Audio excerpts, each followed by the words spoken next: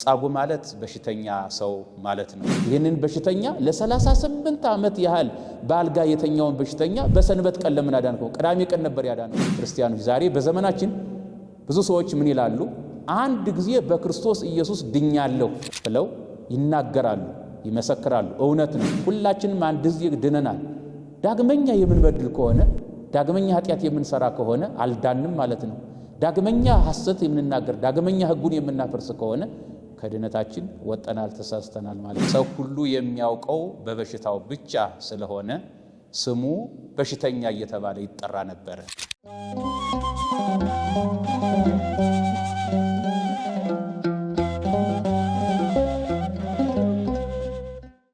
በስመ አብ ወወልድ ወመንፈስ ቅዱስ አሐዱ አምላክ አሜን። አምላካችን መድኃኒታችን ኢየሱስ ክርስቶስ በቸርነቱ በይቅርታው ብዛት ጠብቆ ከዚህ ዕለት ከዚህ ሰዓት አድርሶ በስሙ አሰባስቦ ቅዱስ ቃሉ እንድንሰማ ስለፈቀደልን ስሙ ዛሬም ዘወትርም ለዘላለሙ የተመሰገነ ይሁንልን።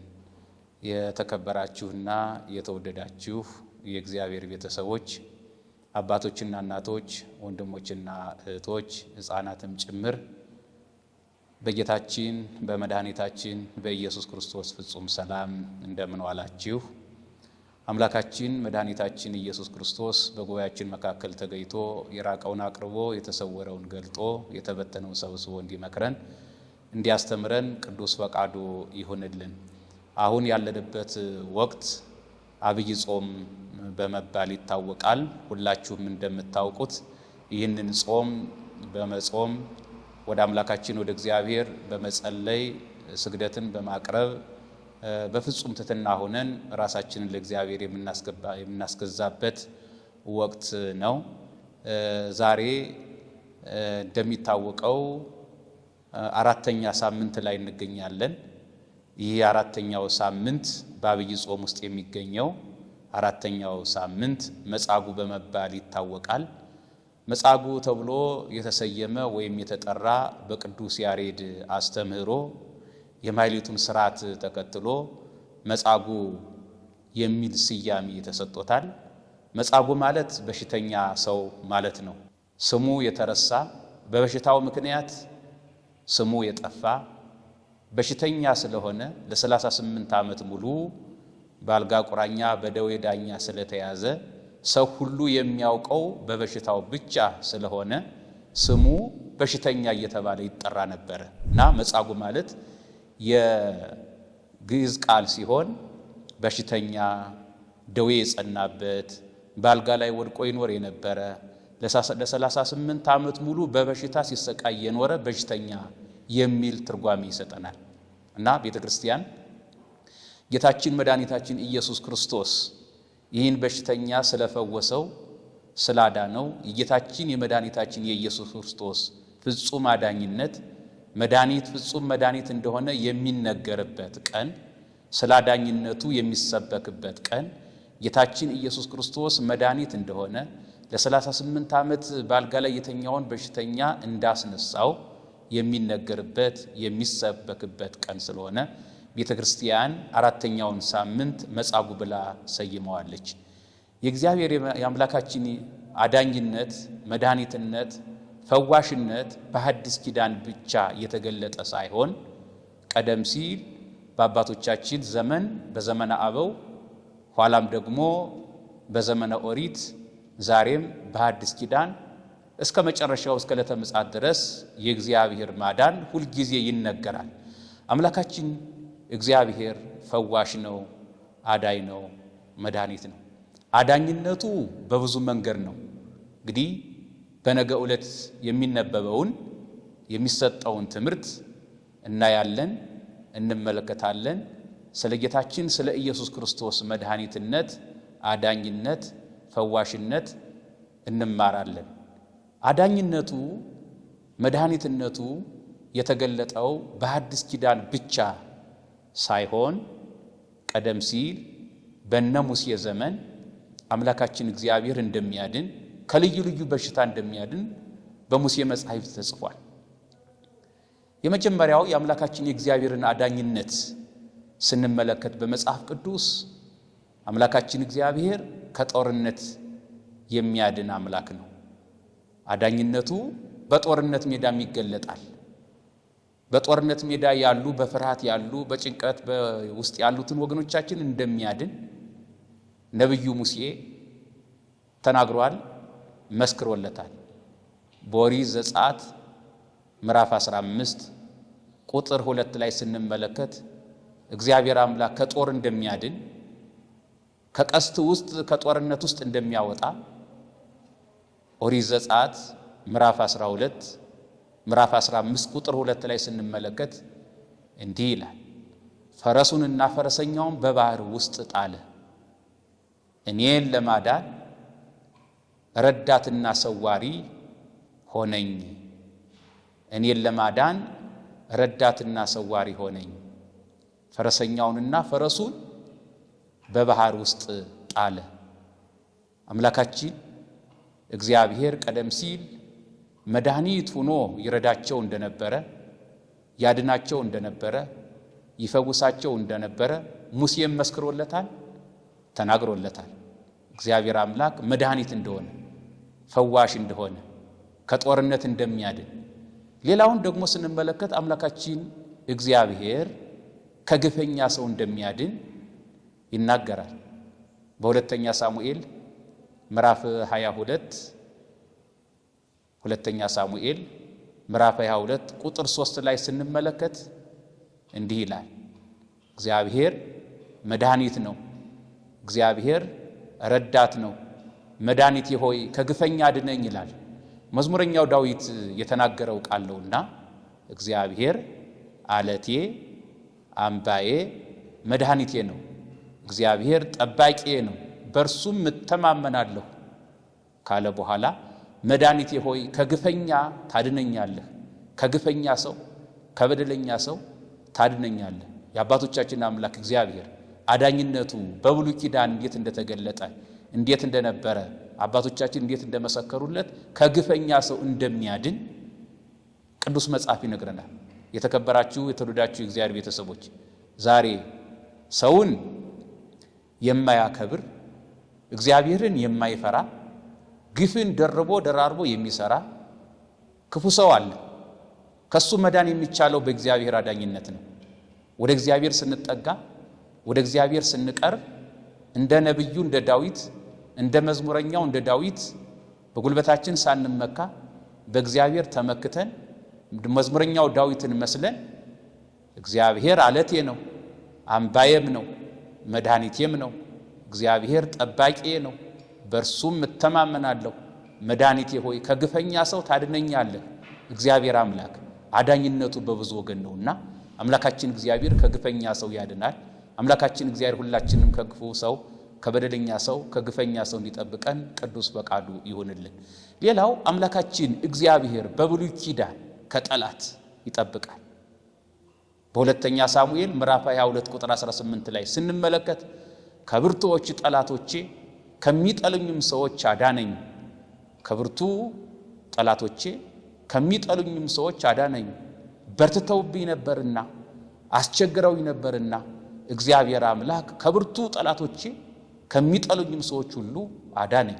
የአባቶቻችን አምላክ እግዚአብሔር ከጠላቶቻችን ማዳን የሚችል አምላክ ነው። ከሚጠሉን ሰዎች ሁሉ ማዳን የሚችል አምላክ ነው።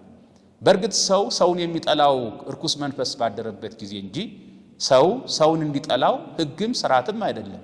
ሰው አንድ ነውና ሰው በእግዚአብሔር አርአያ ምሳሌ የተፈጠረ ነውና፣ ነገር ግን ሆኖም እግዚአብሔርን ትቶ በሰይጣን የሚመራ ስለሆነ ቂም በቀል በልቦናው አሳድሮ ሰውን ይጠላልና ሲናገር ሲመሰክርለት እግዚአብሔር ከብርቱ ጠላቶቼ ከሚጠሉኝም ሰዎች አዳነኝ ብሎ በተናገረው መሰረት አምላካችን እግዚአብሔር ቀደም ሲልም አዳኝ ነው፣ መድኃኒት ነው፣ ፈዋሽ ነው። አምላካችን እግዚአብሔር እነ ሙሴ ሲመሰክሩለት ራሱን ባለቤቱ ከልዩ ልዩ ደዌ ከልዩ ልዩ በሽታ እንደሚፈውሳቸው ነግሯቸዋል። ከእጄ ባትወጡ ትእዛዜን ባታፈርሱ እኔ ጠብቃቸዋለሁ፣ አድናቸዋለሁ፣ መድኃኒታችሁ ነኝ ብሎ ነግሯቸዋል፣ አስተምሯቸዋል። በኦሪት ዘጸአት ምዕራፍ 15 ቁጥር 26 ላይ ስንመለከት አንተ የአምላክህን የእግዚአብሔርን ቃል አጥብቀህ ብትሰማ በፊቱም መልካም ነገርን ብታደርግ ትእዛዙንም ብታደምጥ ሥርዓቱንም ሁሉ ብትጠብቅ በግብፃውያን ላይ ያመጣሁትን በሽታ ባንተ ላይ አላመጣብህም፣ አላዳርሳብህም፣ ፈዋሽህ መድኃኒትህ እኔ እግዚአብሔር ነኝና ይላል። እንግዲህ በሽታ የሚመጣ ደዌ የሚመጣ ሕጉን ከማፍረስ ትእዛዙን ካለመጠበቅ የተነሳ ልዩ ልዩ ደዌና በሽታ በሰው ላይ ሊመጣ ይችላል። አምላካችን እግዚአብሔር ወዳጆቹን እንዲህ ይላቸዋል፣ ትእዛዜን ብትጠብቅ ትእዛዙን ብትጠብቅ የእግዚአብሔርን ቃል አጥብቀህ ብትሰማ በፊቱ መልካም ነገርን ብታደርግ በግብፃውያን ላይ ያመጣሁትን በሽታ ባንተ ላይ አላመጣብህም፣ ምክንያቱም እኔ ፈዋሽህ እግዚአብሔር ነኝና ይላል። እና አምላካችን እግዚአብሔር አዳኝነቱ በሐዲስ ኪዳን ብቻ እንዳልሆነ በብሉይ ኪዳን የነበሩ ወገኖቹን ከልዩ ልዩ ነገር እንዳዳናቸው ቅዱስ መጽሐፍ ይነግረናል። ከጦርነት አድኗቸዋል፣ ከግፈኛ ሰው አድኗቸዋል፣ ከጠላት አድኗቸዋል። አምላካችን እግዚአብሔር ከልዩ ልዩ በሽታን ፈውሷቸዋል። መድኃኒት ነውና መድኃኒትህ ፈዋሽህ እኔ እግዚአብሔር ነኝ ይላል። በነቢዩ በኢሳይያስም አድሮ ሲናገር ስለ መድኃኒትነቱ ነቢዩ ኢሳይያስ የእግዚአብሔርን መዳኝነት የእግዚአብሔርን መድኃኒትነት አዳኝነት ፈዋሽነት ሲመሰክርለት እንዲህ ብሎ ጻፈለት። በትንቢተ ኢሳይያስ ምዕራፍ 45 ቁጥር 22 ጀምረን ስንመለከት ከኔ በቀር ሌላ አምላክ የለም። እውነት ነው፣ ከሱ በቀር ሌላ አምላክ የለም። እኔ ጻድቅ አምላክና መድኃኒት ነኝ፣ እንደኔ ያለ ማንም የለም። ስለዚህ እናንተ በምድር ዳርቻ የምትኖሩ አሕዛብ ሰዎች ሁሉ ወደ እኔ ተመለሱ፣ እናንተም ትፈወሳላችሁ ትድናላችሁ ይላል የአባቶቻችን አምላክ እግዚአብሔር። ነቢዩ ኢሳይያስ ነው እንዲህ ብሎ የመሰከረለት። እውነት ነው፣ ከሱ በቀር ሌላ አምላክ የለም፣ ከሱ በቀር ሌላ መድኃኒት የለም፣ ከሱ በቀር ፈዋሽ አዳኝ የለም። እና እኔ ጻድቅ አምላክና መድኃኒት ነኝ። በልዩ ልዩ ደዌ በልዩ ልዩ በሽታ የተያዛችሁ ሰዎች ሁሉ ወደ እኔ ተመለሱ፣ እናንተም ደግሞ ትፈወሳላችሁ ትድናላችሁ ብሎ በነቢዩ በኢሳይያስ ተጽፎ እናገኘዋለንና ስለዚህ የእግዚአብሔር ቤተሰቦች የእግዚአብሔር ወዳጆች ምእመናን ከልዩ ልዩ ደዌ የሚያድን ሲያድን ቀጠሮ የማይሰጥ አምላካችን እግዚአብሔር ሲያድን ተረፈ ደዌ የሌለበት ተረፈ ደዌን ሳያስቀር ፍጹም ድነትን ሰጥቶ ሰዎችን የሚያድን እውነተኛ አምላክ ነውና ከኔ በቀር ሌላ ጻድቅ አምላክና መድኃኒት የለም ብሎ በተናገረው መሰረት አምላክነቱን መድኃኒትነቱን አምነን ወደ እርሱ ስንቀርብ አምላካችን እግዚአብሔር ዛሬም ሁላችንን ይፈውሰናል፣ ያድነናል። ይህ በብሉይ ኪዳን አዳኝነቱ መድኃኒትነቱ ፈዋሽነቱ የተነገረለት እግዚአብሔር ወደዚህ ምድር የእኛን ሥጋ ተዋህዶ ሰው ሆኖ አዳኝነቱን መድኃኒትነቱን እንደሚገልጥ እንደሚወርድ እንደሚወለድ በልዩ ልዩ ደዌና በሽታ የተያዙት እንደሚፈውሳቸው እንደሚያድናቸው እንደሚወርድ እንደሚወለድ መዝሙረኛው ዳዊት አስቀድሞ በትንቢት ተናግሮለት ነበር። በመዝሙረ ዳዊት መዝሙር 110 ቁጥር 9 ላይ ስንመለከት እግዚአብሔር ለሕዝቡ መድኃኒቱን ላከ፣ እግዚአብሔር ለወገኖቹ ለሰዎች ሁሉ መድኃኒቱን ላከ ብሎ መዝሙረኛው ዳዊት አስቀድሞ ተናግሮ ነበር። መድኃኒት በጠፋበት ዘመን መድኃኒት አጥተው ስቃይ በጸናባቸው ዘመን ያን በሽታ የሚያስወግድላቸው ሰው አጥተው ከሱ በቀር አዳኝ መድኃኒት እንደሌለ አውቀው ተረድተው እግዚአብሔር ገልጦለት ሲናገር እግዚአብሔር መድኃኒትን ለሕዝቡ ላከ ብሎ በተናገረው መሰረት መድኃኒታችን ኢየሱስ ክርስቶስ ከሦስቱ አካላት አንዱ አካላዊ ቃል የኛን ሥጋ ተዋህዶ በዚች ምድር ላይ ተገለጠ። ዳዊት የተናገረው ትንቢት ተፈጸመ። መድኃኒት ክርስቶስ ተወለደ። በሉቃስ ወንጌል ምዕራፍ 2 ቁጥር 11 ላይ ቅዱስ ሉቃስ እንደጻፈልን እነሆ ዛሬ በዳዊት ከተማ መድኃኒት ተወልዶላቸዋል፣ እርሱም ብሩክ ጌታ የባሕርይ አምላክ ክርስቶስ ነው ብሎ ቅዱስ ሉቃስ ነግሮናል፣ አስተምሮናል። ነቢያት ትንቢት የተናገሩለት ምሳሌ የመሰሉለት እውነተኛው መድኃኒት አካላዊ ቃል ሥጋን ተዋህዶ በቤተልሔም ተወለደ። ስለዚህ ቅዱስ ሉቃስ ይጽፍ ምን አለ?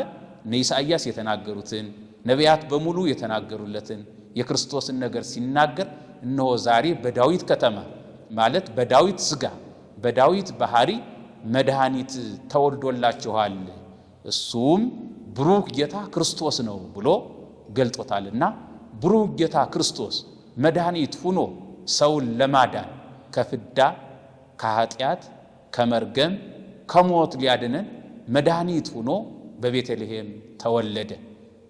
በቅዱስ ዮሐንስ ወንጌል ምዕራፍ 4 ቁጥር 42 ላይ እንደተነገረው እርሱ በቤተልሔም የተወለደው መድኃኒት የግለሰብ መድኃኒት ሳይሆን የጥበበኞች መድኃኒት ሳይሆን ፈላስፎች ያዘጋጁት መድኃኒት ሳይሆን በእውቀት በጥበብ የተገኘ መድኃኒት ሳይሆን እውነተኛ የባህሪ አምላክ መድኃኒትነቱ ከአምላክነቱ ከባህሪው ከስልጣኑ የተገኘ የሆነለት መድኃኒት ክርስቶስ እሱ ክርስቶስ የዓለም መድኃኒት ነው ብሎ ዮሐንስ ወንጌላዊም በወንጌሉ ጽፎልናል።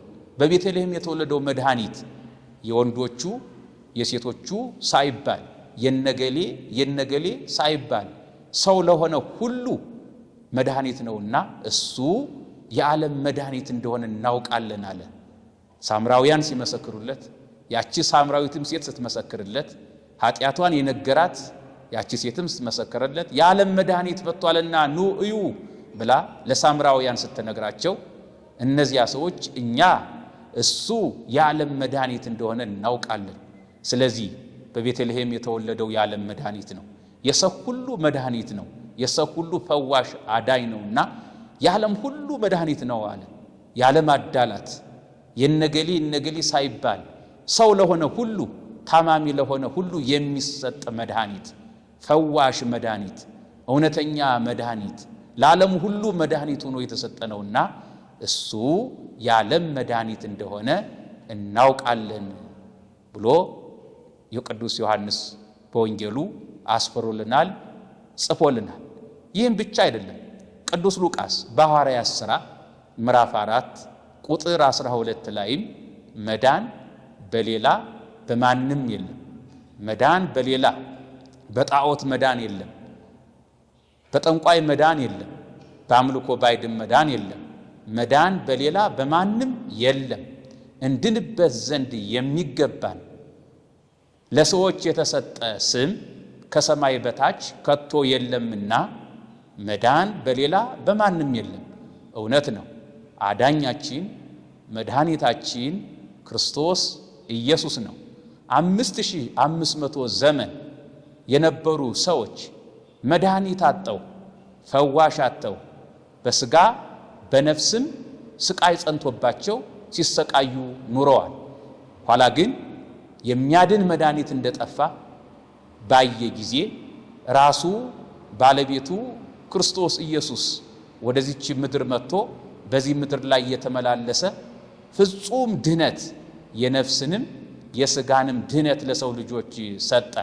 ቅዱስ ሉቃስ ሲጽፍ ሲመዘግብ መዳን በሌላ በማንም የለም፣ እንድንበት ዘንድ የሚገባን ለሰዎች የተሰጠ ስም ከሰማይ በታች ከቶ ሌላ ስም የለምና ተብሎ በተጻፈው መሰረት አዳኛችን መድኃኒታችን ኢየሱስ ክርስቶስ ወደዚህ ምድር መጥቶ ሰዎችን ሁሉ ፈወሰ፣ አዳነ።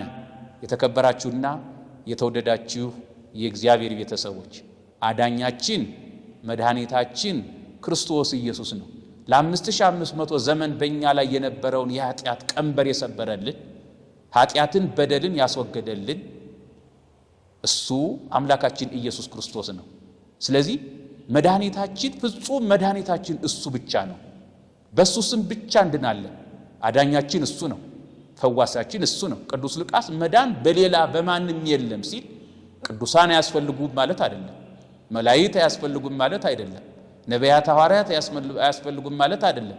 እግዚአብሔር የሰጣቸው ጸጋ አለ። በተሰጣቸው ጸጋ ደግሞ ያድናሉ። ለምሳሌ ያህል ባጭሩ እንኳን ብናይ ስለ ቅዱሳን የቅዱሳንን አማላጅነት የቅዱሳንን አዳኝነት አይመለከትም እንዳንል ብዙ ሰዎች ባለማወቅ መዳን በሌላ በማንም የለም ስለሚል አዳኝ መድኃኒት እሱ ክርስቶስ ኢየሱስ ነው፣ ሌሎች ቅዱሳን ጻድቃን አያስፈልጉም ብለው የሚናገሩ ሰዎች አሉ። ይህ ስህተት ነው። ቅዱሳን እንደሚያስፈልጉ በጸጋቸው እንደሚያድኑ ራሱ መድኃኒታችን ፈዋሻችን አዳኛችን እሱ ክርስቶስ ኢየሱስ አዳኝ እንደሆኑ ፈዋሽ እንደሆኑ እግዚአብሔር በሰጣቸው ጸጋ እንደሚያድኑ በቅዱስ ማቴዎስ ወንጌል ምዕራፍ 10 ቁጥር 8 ላይ ስንመለከት ድውያነ ፈውሱ፣ በሽተኞችን አድኑ፣ ሙታንን አንሱ፣ አጋንንትን አውጡ፣ ለምጻሞችን አንጹ ብሎ ስልጣን ሰጧቸዋል። የማዳን ጸጋ ሰጧቸዋል። ድውያን በሽተኞችን ፈውሱ ቅዱስ ማቴዎስ ወንጌል ምዕራፍ 10 ቁጥር 8 ላይ። ስለዚህ መዳን በሌላ በማንም የለም ሲባል ቅዱሳንን መንቀፍ፣ ቅዱሳን መላእክትን መንቀፍ፣ ጻድቃን ሰማዕታት አያስፈልጉም ማለት አይደለም። መዳን በሌላ በጣዖት የለም። መዳን በአምልኮ ባዕድ የለም። መዳን በጠንቋዮች የለም። መዳን በሌላ በማንም የለም። እንድንበት ዘንድ የሚገባን ለሰዎች የተሰጠ ስም ከሰማይ በታች ከቶ የለምና። እውነት ነው፣ የሚያድን ስም የክርስቶስ ኢየሱስ ስም ብቻ ነው። የክርስቶስ የኢየሱስ ስም ለ5500 ዘመን የነበረውን መርገም ያጠፋልን። በክርስቶስ ስም ኢየሱስ ሁላችንም ድነናል፣ ተፈውሰናል። ስለዚህ ቅዱስ ሉቃስ የመሰከረው በአምላክነት፣ በፈጣሪነት፣ በመጋቢነት ኃጢአትን የቀደመውን የውርስ ኃጢአት በማጥፋት ሌላ ስም የለም። የሌላ የቅዱሳን የጻድቃን የሰማዕታት ስም ያንን የውርስ ኃጢአት አላጠፋም። ቅዱሳን በጸጋ ዳኝ መድኃኒት ቢሆኑም የውርስን ኃጢአት ግን ሊያጠፉ አልቻሉም። የውርስን ኃጢአት ቀደም ሲል ከአዳም ከሔዋን የተላለፈውን መርገም፣ ፍዳ፣ ቁራኝነት የደመሰሰ ያጠፋ፣ ከሲኦል ወደ ገነት፣ ከባርነት ወደ ነፃነት፣ ከሞት ወደ ሕይወት ያሸጋግረን ክርስቶስ ኢየሱስ ነውና ያንን ሲያይ ያንን ሲመለከት መዳን በሌላ በማንም የለም፣ እንድንበት ዘንድ የሚገባን ለሰዎች የተሰጠ ስም ከሰማይ በታች ከቶ ሌላ የለምና ብሎ ቅዱስ ሉቃስ የጻፈልን የነገረን 5500 ዘመን የነበረውን በሰው ላይ የነበረውን ፍዳ፣ መርገም፣ ቁራኝነት ያጠፋ ይህ ስም ብቻ ነው። ይህ ክርስቶስ ኢየሱስ መድኃኒታችን አምላካችን እግዚአብሔር ብቻ ነውና ቅዱስ ሉቃስ ይህን ሲመለከት እንዲህ ብሎ ጽፎልናል፣ ነግሮናል። ስለዚህ ሁላችንም ጌታችን መድኃኒታችን ኢየሱስ ክርስቶስ አዳኝ መድኃኒት ሆኖ እንደተላከ ወደዚህ ምድር እንደመጣ አውቀን ተረድተን በስሙ አምነን ከልዩ ልዩ ደውያችን ከልዩ ልዩ ክፉ ሐሳባችን ልድንበት ልንፈወስበት ይገባል ማለት ነው። ሌላውን ስንመለከት የኢየሱስ ክርስቶስ አዳኝነት መድኃኒትነቱን ፈዋሽነቱን ስንመለከት ቅዱስ ዮሐንስ በመልእክቱ አንደኛ ዮሐንስ ምዕራፍ 4 ቁጥር 14 ላይ እኛም አይተናል አብ ልጁን የዓለም መድኃኒት ሊሆን ወደዚህ ዓለም እንደላከው እናውቃለን እንመሰክራለን ይላል ቅዱስ ዮሐንስ። መዝሙረኛው ዳዊት የተናገረው በብሉይ ኪዳን መዝሙረኛው ዳዊት እግዚአብሔር መድኃኒትን ለሕዝቡ ላከ ብሎ ቀደም ብሎ ተናግሮ ነበረ። በሐዲስ ኪዳን ደግሞ ዮሐንስ ወንጌላዊ እኛም አይተናል ተመልክተናል አብ ልጁን የዓለም መድኃኒት ሊሆን እንደላከው እንመሰክራለን እናውቃለን። ክርስቶስ ኢየሱስ የዓለም መድኃኒት ሆኖ ወደዚህ ምድር መጣ። ሰዎችንም ሁሉ ከልዩ ልዩ ደዌያቸው አዳናቸው፣ ፈወሳቸው። ስለዚህ መጻጉዕ ማለት በሽተኛ ለ38 ዓመት ባልጋ ቁራኛ በደዌ ዳኛ የተያዘ ቤተሰብ ዘመድ የተለየው ብቸኛ የሆነ በጠበል ቦታ ብቻውን የሚኖር በሽተኛ ሰው ማለት ነውና እውነተኛው መድኃኒት አብ ወደዚህ ዓለም ለሰው ሁሉ መድኃኒት አድርጎ የላከው ክርስቶስ ኢየሱስ ወደ ኢየሩሳሌም ሄደ። በኢየሩሳሌምም የመጠመቂያ ቦታ ነበር። በመጠመቂያው ቦታ ደግሞ መውረጃ 5 እርከን ነበረ። በዚያም ብዙ ተጠማቂዎች ነበሩ፣ ብዙ በሽተኞች ነበሩ። የሚገርመውና የሚደንቀው በዚያ የጠበል ቦታ ነበረ። በጠበሉ ቦታ ብዙ በሽተኞች ተሰብስበዋል። የሚፈወሱትና የሚድኑት ግን ሁሉም ሳይሆን ከነሱ መካከል ውሃው ሲናወጥ በተናወጠ ጊዜ አስቀድሞ ወርዶ የተጠመቀ ሰው ይድናል። የሚድነው አንድ ሰው ብቻ ነበረ። ለምን አንድ ሰው ብቻ ይድን ነበረ? ጠበሉ አለ። ጠበሉ አይከለከልም፣ አይዘጋም፣ ሁልጊዜም ክፍት ነው። በሽተኞችም በዚያ አሉ። የሚገርመውና የሚደንቀው ግን የእግዚአብሔር መልአክ ተልኮ ከሰማይ ተልኮ ወደ ጠበሉ ቦታ ይመጣል፣ ውሃውን ያናውጠዋል። ውሃው በተናወጠ ጊዜ ጉልበት ያለው ወይም ደግሞ ዘመድ ያለው ሰው ያንን በሽተኛ ተሸክሞ አስቀድሞ ወስዶ ውሃው በተናወጠበት ጊዜ ልክ ውሃው ሲናወጥ ብቻ ከተጠመቀ ይድናል። በዚህ መሰረት ዘመድ ያላቸው ወገን ያላቸው ሰዎች እነሱ ተሸክመው ወስደው ውሃው ሲናወጥ ያስጠምቁት ነበረ። ያም ሰው ይድን ነበር፣ ይፈወስ ነበር። አንዳንድ ሰው ብቻ መውረዱ እንግዲህ ያ የጠበል ቦታ አለ ብለናል። መልአኩ የካህናት ምሳሌ ነው። ተጠማቂዎቹ የምእመናን ምሳሌዎች ናቸው። ውሃው የጥምቀት ምሳሌ ነው። አንድ ሰው ብቻ ለምን ይድን ነበረ የተባለ እንደሆነ በኦሪት ፍጹም ድነት ስላልነበረ አንድ ሰው ብቻ ይድናል። ፍጹም ድነት አልነበረ። የጨለማ ዘመን ነበር፣ የመከራ ዘመን ነበር፣ ድነት ያልታወጀበት ዘመን ነበረ። የሰው ልጅ ከገነት ተባሮ ከፈጣሪው ከጣልቶ ስለነበረ ምንም አይነት ተሰሚነት ስላልኖረው ሰዎቹ ተስፋ እንዳይቆርጡ አንዳንድ ሰው ብቻ ይድን ነበር። እንደዚሁ ደግሞ ተስፋ እንዲያደርጉ ፍጹም ድነት እንደሌለ ለማጠየቅ ደግሞ ብዙ ሰዎች አይድኑም ነበረ። ተስፋ ያደረጉት ምንድነው? አንድ ሰው ይድን ስለነበረ ከዚያ ሁሉ በሽተኛ ሁሉም እኔ ድናለሁ የሚል ተስፋ ስለነበራቸው ተስፋ ሳይቆርጡ ሁልጊዜ ደጅ ጠኑ ነበረ እና ጌታችን መድኃኒታችን ኢየሱስ ክርስቶስ ወደ ጠበሉ ቦታ ሄደ። ምእመናን እንግዲህ ጠበል እንደሚያስፈልገን ነው። ወደ ጠበሉ ቦታ መላእክት እንደሚወርዱ ቅዱስ መጽሐፍ እየነገረን ነው። መልአኩ ወርዶ ውሃውን ያናውጠው ይባርከው ነበረ። ዛሬም በጠበሉ ቦታ አባቶቻችን ካህናት ተገኝተው ያጠምቁናል። እኛም በጠበሉ ከልዩ ልዩ ደዌ እንፈወሳለን፣ እንድናለን። ጌታችን መድኃኒታችን ኢየሱስ ክርስቶስ ወደ ጠበሉ ቦታ ሄደ። ይህ መጻጉዕ የተባለውን ሰው ደዌ የጸናበትን ሰው በደዌ የተያዘውን ሰው አየው፣ ተመለከተው። አምላካችን እግዚአብሔር ሁላችንን የሚመልከተን አየው፣ ተመለከተውና ምን አለው? በዚህ ሰው ደዌ ጸንቶበታል አለ።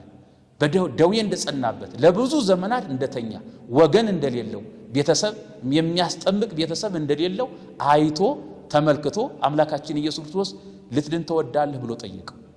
ልብ በሉ ክርስቲያኖች፣ ለ38 ዓመት የተኛ ወገን የሌለው በደዌ የተሰቃየ ሰውነቱ ካልጋ ጋር የተጣበቀ በሽተኛ ነበር። ግን ምን አለው ክርስቶስ? ልትድን ተወዳለህ ያለ። ልድን እወዳለሁ እንደሚለው ያውቃል። ነገር ግን አምላካችን እግዚአብሔር ታምራቱን፣ ፈውሱን፣ አዳኝነቱን እንዲሁ ዝም ብሎ በዘፈቀደ የሚያደርግ አምላክ አይደለም። አስወድዶ አስፈቅዶ የነጻነት አምላክ ነውና በነጻነት ይጠይቀዋል። አዎ ልድን እወዳለሁ፣ ሰው የለኝም እንጂ ወደ ጠበሉ ቦታው አውርዶ የሚያስጠብቀኝ ሰው የለኝም እንጂ አዎ ጌታዬ ልድን እወዳለሁ ብሎ መለሰለት። አምላካችን መድኃኒታችን ኢየሱስ ክርስቶስ እንደ ምድራውያን ጠበብት ፈላስፎች፣ ሐኪሞች መድኃኒት የማያዘጋጅ ግሉኮስ የማይተክል ሁሉ በፊቱ የሆነለት በቃሉ ብቻ ማዳን የሚቻለው አምላክ ነውና ምንም ነገር ሳይጠቀም ምንም ነገር ሳያደርግ ቀጠሮም ሳይሰጠው ዕለቱን በሰከንዶች ውስጥ ተነስና አልጋን ተሸክመህ ሂድ አለ።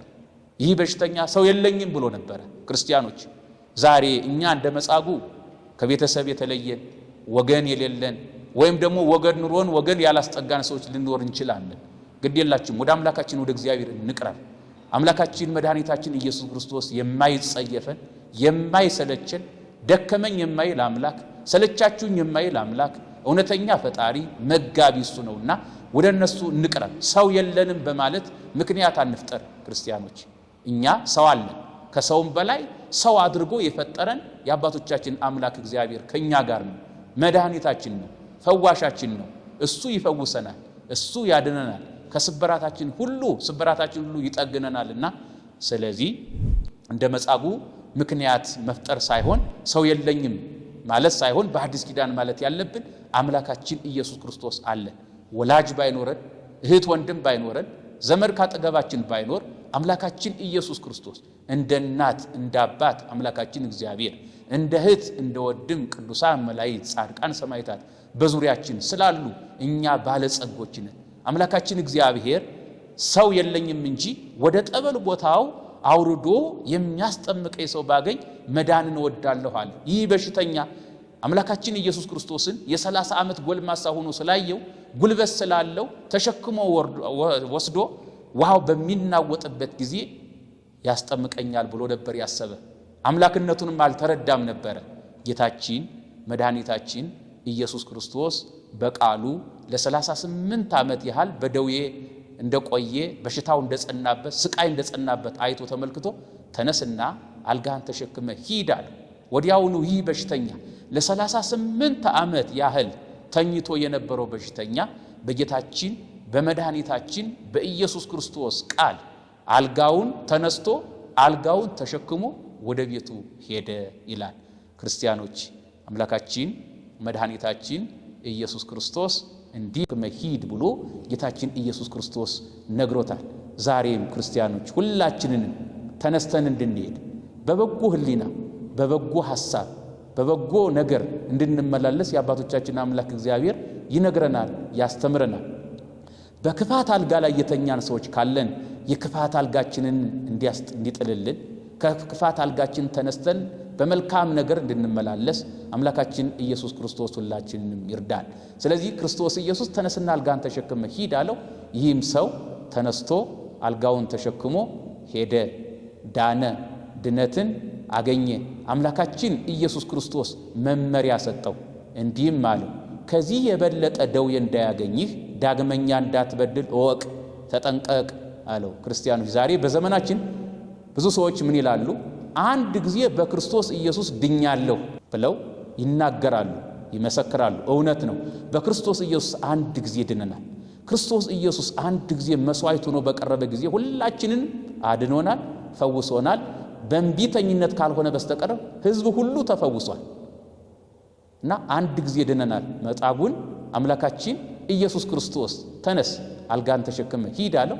ተነሳ፣ አልጋውን ተሸክሞ ሄደ፣ ከደዌው ዳነ፣ ተፈወሰ። ግን ምን አለው? አንድ ጊዜ ድነሃልና በዚህ ወደ መንግሥተ ሰማያት ትገባለህ፣ ትጸድቃለህ አላለው። ተጠንቀቅ አለው። ዳግመኛ እንዳትበድል ተጠንቀቅ አለው። ተመልከቱ ክርስቲያኖች፣ ሁላችንም አንድ ጊዜ ድነናል። ዳግመኛ የምንበድል ከሆነ ዳግመኛ ኃጢአት የምንሰራ ከሆነ አልዳንም ማለት ነው።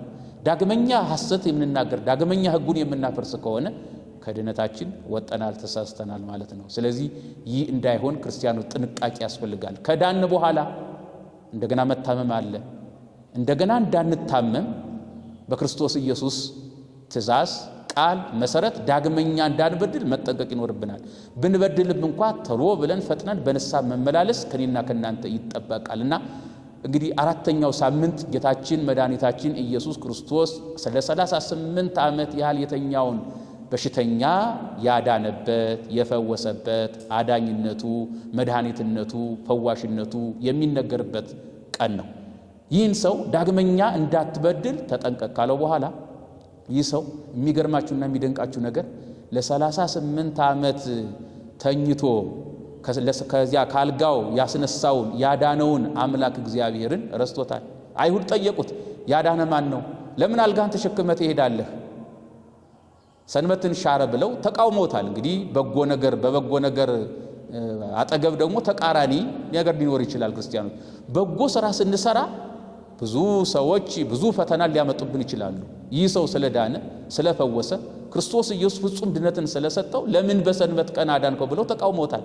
መልካም ነገርን የማይወዱ በጎ ነገርን የማይወዱ ትብብርን የማይወዱ ቀናነትን የማይወዱ ሰዎች ክርስቶስ ኢየሱስን ሰንበትን ሽረሃል፣ እንዴት ይህንን በሽተኛ ለ38 ዓመት ያህል በአልጋ የተኛውን በሽተኛ በሰንበት ቀን ለምን አዳንከው? ቅዳሜ ቀን ነበር ያዳነውና ሰንበትን ሽረሃል አሉት። ይህ ክፋት ነው፣ ይህ ምቀኝነት ነው፣ ይህ ተንኮል ነው ክርስቲያኖች። እና አምላካችን ኢየሱስ ክርስቶስ የዳነውን ሰው ዳግመኛ እንዳትበድል ተጠንቀቅ ያለውም ለዚህ ነበረ።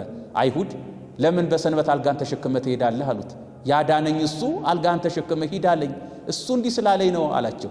እሱ ያዳነ ማን ነው ብለው ሲጠይቁት ያ በሽተኛ ያዳነው ክርስቶስ ኢየሱስ እንደሆነ አላወቀም ነበር፣ አልተረዳም ነበር። ክርስቲያኖች የሚገርምና የሚደንቅ ነው። አስቡት እስቲ ይህን ያህል ውለታ የዋለለትን ከደዌ የፈወሰውን ካልጋ ያስነሳውን ፍጹም ጤንነት ድነት የሰጠውን አምላክ ረሳው፣ ዘነጋው። ክርስቲያኖች ዛሬ ለሁላችን ብዙ ነገር ተደርጎልናል። ከማናታችን ማይፀን ጀምሮ እስካሁን ድረስ አምላካችን እግዚአብሔር ለኔና ለእናንተ ብዙ ነገር አድርጎልናል፣ ብዙ ነገር ሰርቶልናል። እንዳንረሳ ቤተክርስቲያንን እንዳንረሳት አምላካችን ኢየሱስ ክርስቶስን እንዳንረሳው የጠበቀን ያዳነን የፈወሰን ዛሬም የሚጠብቀን ኋላም ርስቱን ገነትን መንግስተ ሰማያትን የሚያወርሰን እሱ ነውና አዳኝነቱን ፈጣሪነቱን መድኃኒትነቱን እንዳንረሳ ከኔና ከናንተ ይጠበቃል። ስለዚህ ቅድስት ቤተክርስቲያን በአራተኛው ሳምንት በዕለተ እሁድ መጻጉዕ የተባለውን በሽተኛ አምላካችን ኢየሱስ ክርስቶስ እንዳዳነው እንደፈወሰው ምንም አይነት መድኃኒት ሳይጠቀም ቃሉን መድኃኒት አድርጎ ተነስና አልጋን ተሸክመ ሂድ አለው። ተነስቶ አልጋውን ተሸክሞ ሄደ። እኛም ሁላችንም ዛሬ ወደ ቅድስት ቤተክርስቲያን እየመጣን በንስሐ ሕይወት እየተመላለስ ትልቁ መድኃኒት እሱ ክርስቶስ ኢየሱስ ነውና እውነተኛውን መድኃኒት ቅዱስ ሥጋውን ክቡር ደሙን ተቀብለን ስሙን ለመቀደስ ክብሩን ለመውረስ እንድንችል የአባቶቻችን አምላክ እግዚአብሔር ሁላችንም ይርዳን። የመከረን ያስተማረን አምላካችን እግዚአብሔር ስሙ ዛሬም ዘወትርም የተመሰገነ ይሁንልን። ወስብሐት ለእግዚአብሔር። ይቆየን።